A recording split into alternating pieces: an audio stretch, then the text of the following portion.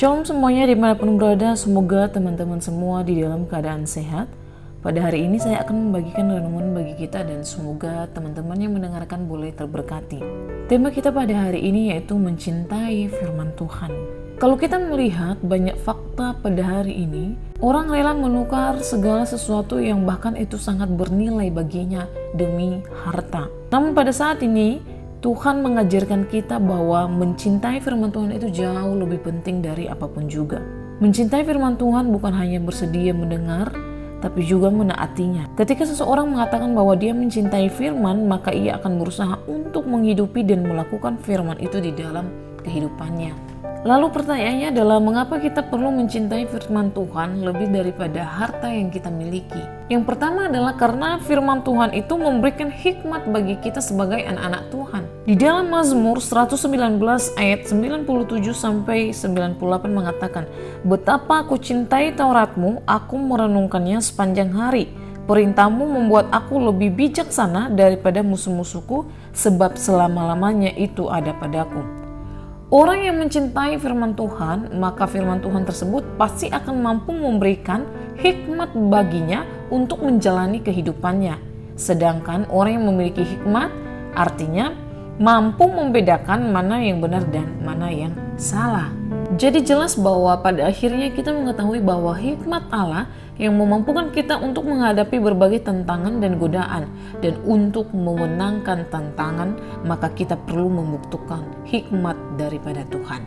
Nah, poin yang kedua adalah memahami kehendak Allah. Mengapa penting kita mencintai firman Tuhan, yaitu untuk memahami kehendak Allah di dalam kehidupan kita. Orang yang mencintai firman akan mengetahui kehendak Allah bagi kehidupannya, karena kepadanya Allah akan menyatakan rencananya. Sebagai contoh, kita dapat melihat bahwa Allah menyatakan rencananya kepada Abraham untuk menghancurkan Sodom dan Gomora.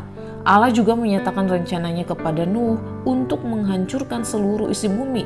Dalam kehidupan kita pun juga Allah akan bisa menyatakan kehendaknya bagi kita ketika kita sungguh-sungguh mencari Dia.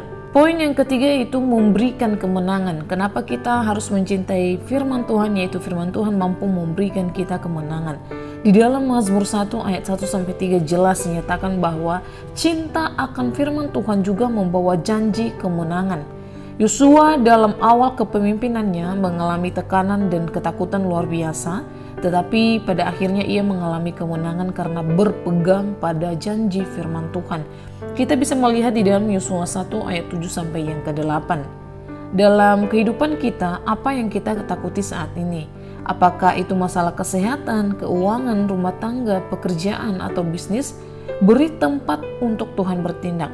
Milikilah hati yang takut akan Tuhan dan cintailah firman-Nya, maka kita akan melihat penyertaan itu ada di dalam Tuhan. Jadi ketika kita betul-betul mencintai firman Tuhan, hasilnya ketika kita mencintai firman Tuhan bukan hanya memiliki hikmat, tetapi juga memahami kehendak Allah. Dia yang akan memimpin kita, Dia akan menolong kita untuk melakukan kehendaknya di dalam kehidupan kita. Jadi mari generasi muda kita memiliki kehidupan yang senantiasa mengutamakan Tuhan dan mencintai firman-Nya. Biarlah renungan pada hari ini boleh memberkati kita semua. Shalom, God bless you.